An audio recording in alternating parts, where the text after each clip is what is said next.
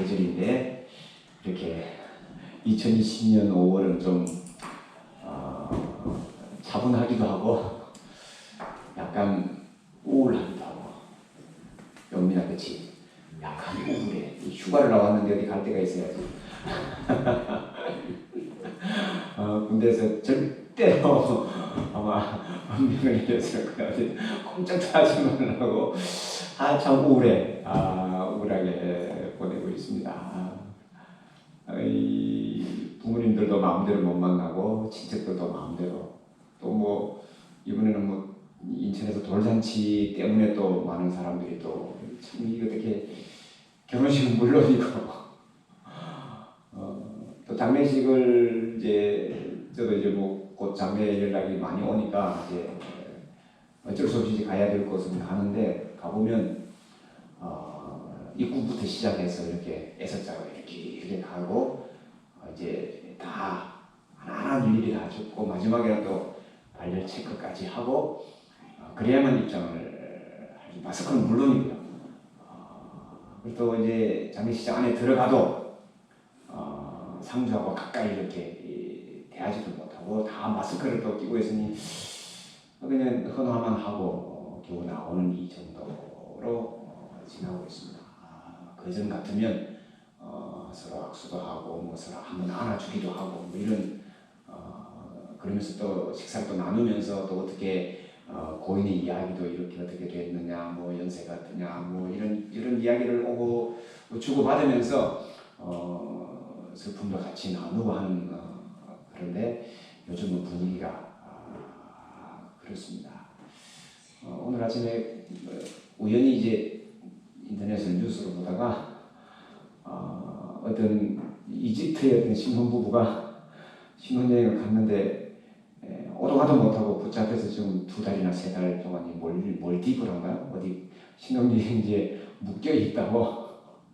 그럼 이제 웃지 못할 전부 다 신혼부부들만 와가 있대요. 이제 들어와서는 나가지도 못하고 2달, 3달 동안 못 나가서 있는데 참 남들은 참 좋겠다고 하는데 그렇게 좋지 않다고. 한 번씩 한 번 꼭 가보고 싶은 그런 이 신혼여행지지만 거기서 자유도 없고 거기서 흥분하지 않고 이게 도대체 뭔가 하는 그런 이제 묘한 그런 이제 기분으로 다들 지내고 있습니다. 그럼에도 불구하고 계절은 참 좋은 계절입니다. 제가 오늘 아침에도 내려와서 장미꽃이 활짝 폈길래 한 장 찍어서 이제 카톡에 한번 올려봤는데요. 토요일은 제가 이 아카시아 꽃을 이제 튀겨서 먹는 그런 사진도 한번 올려보고요.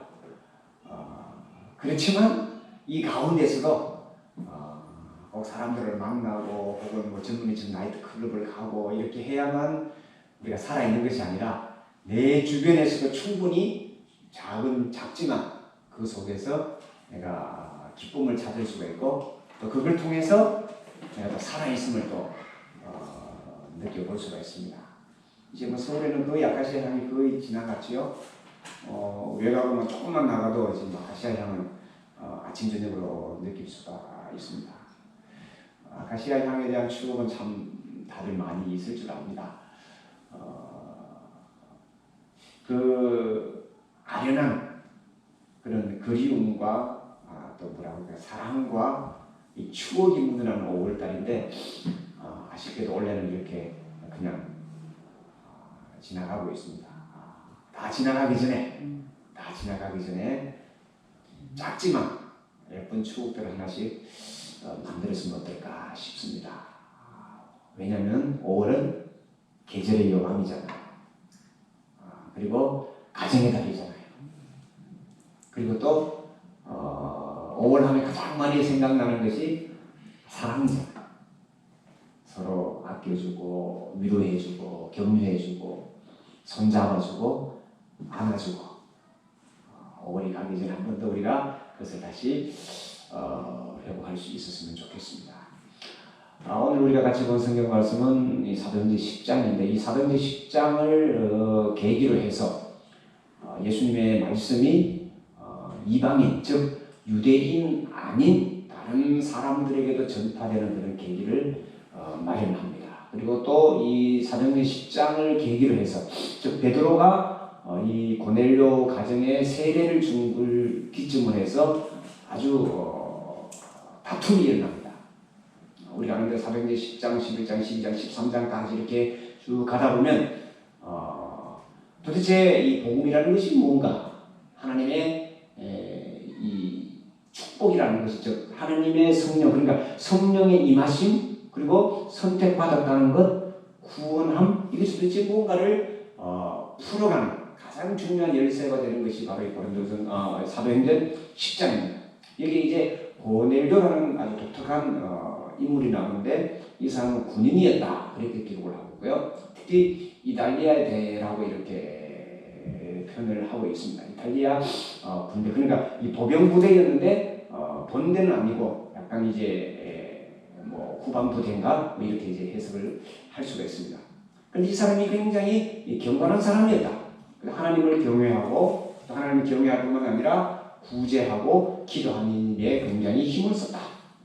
그래서 이 사람이 하루는 기도하는 시간에 즉 여기 본문에 보니까 이제 구시라고 이렇게 되어 있죠. 구시라는 것은 이제 오후 3시를 이야기하는데 이 기도하는 시간에 천사를 만났다.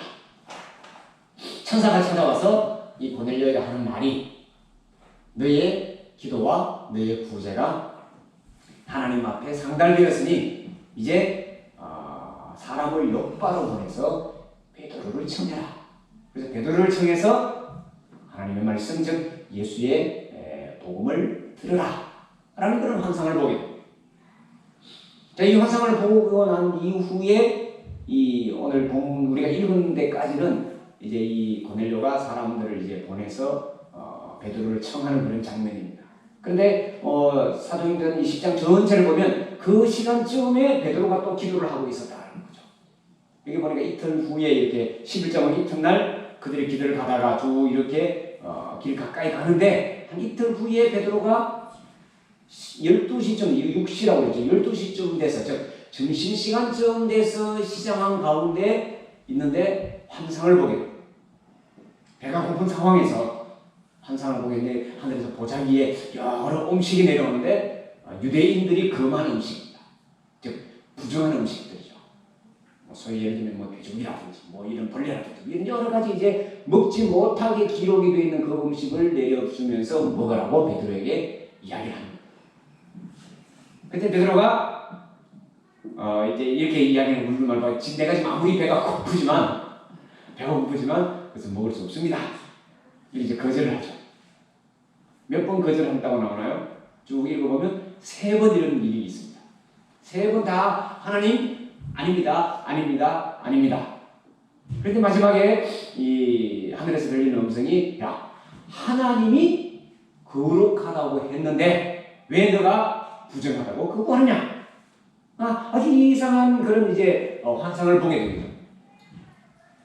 그러자 고넬료가 보낸 사람들이 베드로가 있는 집 문을 두드립니다. 그래서 여차저차 이야기를 듣고 베드로가 이제 그 고넬료 집으로 간 거죠. 10장 전체 지금 이야기를 제가 대충 이제 이야기를 하다 보면 그렇습니다. 가서 이 고넬료를 만나고 고넬료에게 이제 예수님의 복음을 이야기합니다. 예수님을 전해줍니다. 즉 이전까지는 이 고넬료가 알았던 이 경건이라는 것, 고넬료가 알았던 그 하나님을 경외하는 것은 구약의 즉 유대교에 근거한 것이었습니다. 그런데 이제 그 유대교에서 말하는 메시아가 누군지 베드로가 와서 전하게 되는 거죠. 그것을 전해 듣고 난 이후에 고넬료의 집에 성령이 임했다. 성령이 임하자 베드로가 하나님께서 인정해 주시는 하나님께서 인정한 이 가정에 우리가 물로 세례를 주지 않을 일이 뭐 있느냐? 그래서 물로 세례를 주었다고 기록됩니다. 자, 여기까지 사도행전 10장 전체의 아주 간략한 내용입니다. 자, 이것을 계기로 해서 이제 이방인도 하나님께서 선택하신다라는 것을 지금 사도행전은 이야기하고 있습니다. 그래서 이제 10장으로 넘어가고 12장, 13장으로 넘어가면 이제 바울이 이제 등장하죠. 자, 바울이 등장할 수 있는 그 가장 핵심적인 계기가 뭐냐면 이 베드로의 고넬료 가정에 향한 이 세례였습니다. 이 계기가 없었다면 아마 바울이 전도하고 바울이 이방인에게 선교한 그 모든 것은 다 무효가 됐을 것입니다. 이 일이 있은 뒤에 사도행전 12장에 보면 이제 우리가 아는 대로 최초의 예루살렘 공의회라고 회의를 모여서 그렇다면 우리가 어떻게 할 거냐? 이방인에게도 전도를 할 거냐 말 거냐? 그들도 하나님의 백성이냐 아니냐를 갖고 이제 다툼이 있습니다. 그때 다툼이 있을 때 결정을 하기를, 자 그러면 각자가 은혜 받은 대로 선교를 하자. 유대인에게 선교하는 사람은 유대인에게 전도하고 선교를 하고 이방인에 나갈 사람은 이방인에게 나가자. 그래서 바울과 바나바를 우리가 아는 대로 선교사로 파송을 하는 그 장면이 여기 있습니다. 가장 핵심적인, 그냥 가장 근본적인 것은 오늘 사도행전 10장 아주 길게 이렇게 설명해 놨습니다. 고넬료라는 인물이 어떤 인물이었는데 이 인물에게, 이 사람에게, 이 가정에게, 그 친척들에게, 그 주변 친구들에게 하나님께서 성령을 보내주셨다. 그래서 하나님께서 인정한 이 고넬료 그 가정을 통해서 이제 이 복음이 전 로마로 퍼져나가는 계기가 됐던 것입니다. 그렇다면 왜 하나님께서 이 고넬료 가정을 선택하셨을까? 이게 오늘 우리 이제 풀어야 될 핵심적인 문제입니다. 그 수많은 이탈리아 군대의 수많은 군인들 있지 않습니까? 이 대대 하나만 해도 지금 약 6,000명, 600명 이렇게 있는 그 큰 부대에 하필 왜 고넬료라는 백부장이었을까? 오늘 성경은 이렇게 아주 간단하게 우리들에게 고넬료를 이야기합니다. 자, 2절 보면 그가 경건하여 온 지방과 더불어 하나님을 경외하며 백성을 많이 구제하고 하나님께 항상 기도하더니 이렇게 기도합니다. 그가 하나님을 경외했다 그랬어요. 하나님을 경외했다. 하나님을 두려워했다. 자, 이때는 이 로마가 전 세계를 지배할 때였죠. 그리고 유대 지역도 오늘 본문에 나오는 이 가이사랴 지역도 로마 군대가 점령을 했습니다. 얼마든지 자기의 힘과 자기의 권력으로 억압하고 통치할 수 있는 그런 위치에 있었습니다. 그럼에도 불구하고 이 고넬료는 하나님을 경외하는 자였다. 이렇게 못을 박았습니다. 즉 내가 가지고 있는 이 권한과 내가 가지고 있는 이 모든 힘이 하나님께로부터 온다는 것을 이 사람은 알고 있었습니다. 이게 내가 지금 있는 것이 어디서부터 왔는가, 또 어떻게 내가 이것을 해야 되는가를 베드로는 이 고넬료는 깊이 알고 있었습니다. 그래서 어떻게 하면 나에게 주어진 이 임무를, 즉 내 삶을 아름답게 살 수 있을까 늘 고민하며 기도하는 자였습니다. 자, 그리고 오늘 본문에 보니까 그가 구제하는 일에 힘썼다 그랬습니다. 백부장이 뭘 구제를 했을까? 이 군대 군인이면 월급을 받는 자니까 뭐 크게 사업을 해서 돈을 많이 벌어서 구제를 하면 우리가 이해가 되지만 군인이 어떤 구제를 했을까? 조금 이제 우리가 보통 구제하면 돈으로 하고 물질로 하는 것으로 생각하는데 저는 이걸 한번 뒤집어 봤습니다. 뒤집어 봤더니 고넬료가 할 수 있는 구제가 무엇이었을까? 그것은 억압하지 않는 것이었다. 자기 힘과 권력을 허투루 쓰지 않았다는 거죠. 억울한 사람, 힘든 사람이 있으면 자기 그 힘으로 그것을 도와줬고, 또 강하게 이렇게 남들을 억압하는 사람들을 자기가 그러지 못하게 했고, 즉 모든 그 백성들에게 자기가 관리하고 있는 그 지역 사람들을 아주 공평하게 잘 다스렸다, 이렇게 이해를 하면 좋을 것 같아요. 그래서 그것을 이제 구제했다라는 말로 오늘 성경은 이야기를 하고 있는데 그 구제가 바로 그것이 아니었을까? 그리고 공평하게 사람들을 대했기 때문에 사람들에게서 신망을 받았다. 사람들에게서 존경함을 받았다. 자, 하나님을 경외하는 것은 하나님을 경외한다고 해서 내가 기도를 많이 하고 내 스스로 모든 것을 절제하고 모든 것을 이렇게 하는 그런 삶도 중요하지만 더 나아가서 사람들과의 관계에서 저 사람은 정말 하나님을 믿는 사람이야. 즉 믿음과 삶이 같이 가는 것을 이야기하는 겁니다. 그래서 고넬료를 이야기할 때 기도와 구제를 같이 이렇게 집어넣은 거죠. 말로만 믿는다 하고 그 행동이 엉망이면 그냥 안 된다는 거죠. 자, 고넬료라는 이 백부장의 이름이 우리가 성경을 쭉 읽다 보면 이 사람을 이렇게 길게 할애할 왜 이렇게 한 장이나 넘게 오늘 본문에 보면 이제 어느 정도 되냐면 48절까지 한 사람의 인물을 48절에 긴 걸로 이렇게 설명을 해놓은 것은 거의 찾을 수가 없습니다.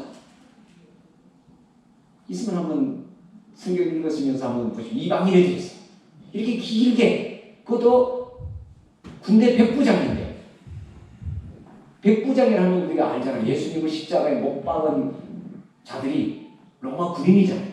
우리가 로마 군인은 막 포악한 우리가 이제 그 노래 가사에도 찬양 가사에도 있잖아요. 포악한 유대, 포악한 뭐 로마 민족, 뭐 간악한 유대 이렇게 나오잖아요. 그 정도로 사람들 뇌리에 박혀 있는 로마 군인이 이렇게 아주 좋게 성경 초기에 성경에 기록되어 있다는 것은 이 사람이 보통 사람이 아니었다라는 것입니다. 구제와 기도가 하나님께 상달되었다. 그러니 베드로를 청해라. 오늘 우리가 생각해 보아야 될 것, 또 오늘 우리가 이 가정의 달을 지나면서 우리 가정이 어떤 가정이 되어야 될까를 한번 고민해 봐야 될 부분이 바로 여기가 아닐까. 제가 오늘 본문의 제목을 한 걸음 더 이렇게 한번 적어봤습니다. 지금까지 우리가 하고 있는 것도 아주 잘 해왔습니다. 지금까지 기도하고 지금까지 말씀을 들어왔고 지금까지 신앙생활 해온 것도 굉장히 소중하고 칭찬받을 만한 것이지만 여기에서 조금 더 나갔으면 좋겠다. 어떤 새로운 계기를 만들었으면 좋겠다는 거죠. 자, 고넬료는 천사의 그 음성을 듣고 즉시로 베드로에게 사람을 보냅니다. 쉽지 않은 결정입니다. 또 베드로 역시 기도하는 중에 아니 부정한 음식을 먹으라고 하늘에서 보자기에 사서 내려온다는 거죠. 나는 도저히 못 먹습니다. 안 됩니다.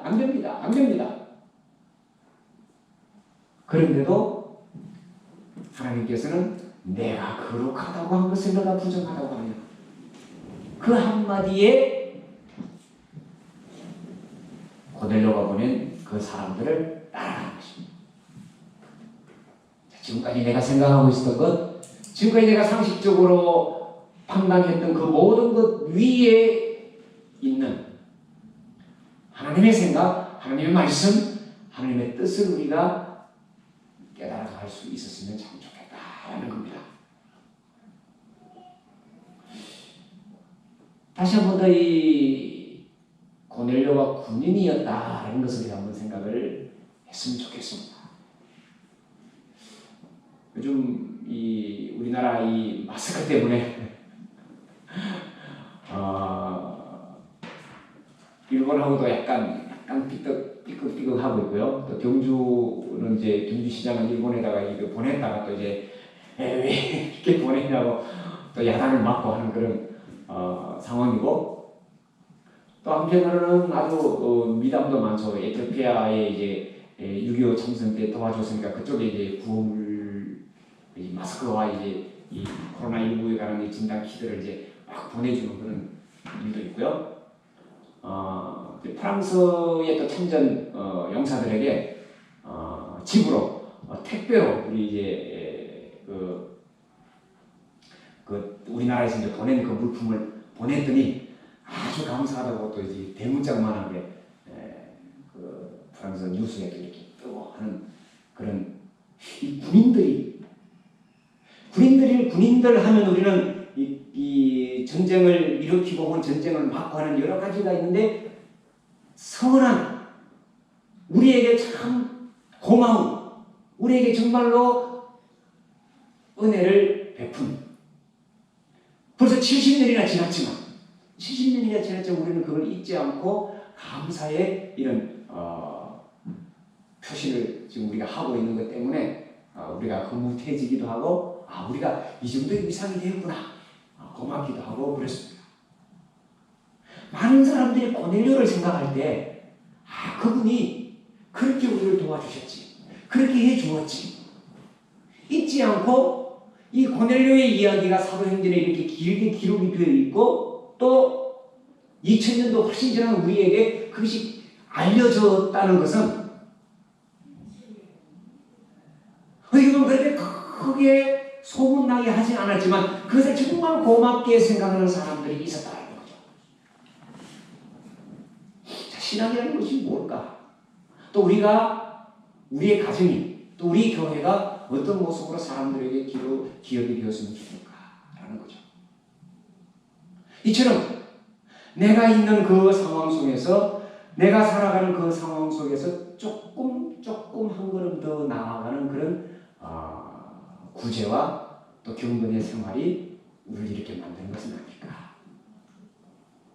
70년이 지난 이후에도 우리가 그들을 기억하듯이 또 2000년이 지난 이후에 고넬료 가정을 우리가 기억하고 있듯이 우리 또한 이 가정에 대한 우리 가정을 통해서 은혜를 받은 사람 나를 통해서 하나님의 축복의 자리에 든 사람들이 누굴까?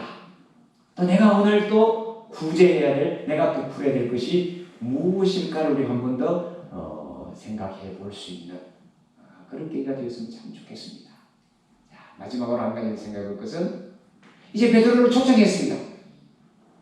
초청하고 하나님의 말씀을 들었습니다. 듣고 난 이후에 새로운 은혜를 경험하게 되었습니다.